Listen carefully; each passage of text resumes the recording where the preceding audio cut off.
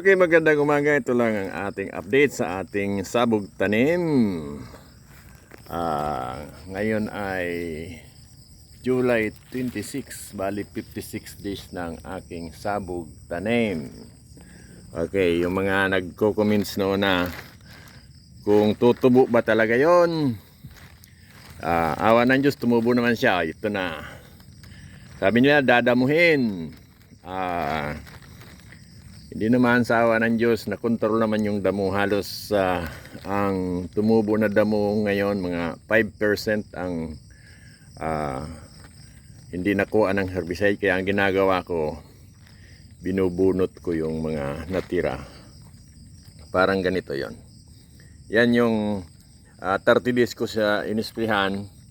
Yung mga ganyan, pag 30 days, hindi na talaga yan makukuha ng herbicide na pang post emergence. Double dose pa yan ginawa ko, pero talaga dapat late na. Dapat 10 to 15 days, kaya 12 days most effective para yung mga post emergence na herbicide. Okay, sa mga gustong malaman kung anong herbicide ginagamit ko, paki-message na lang. Sinasagot ko naman doon yung mga message.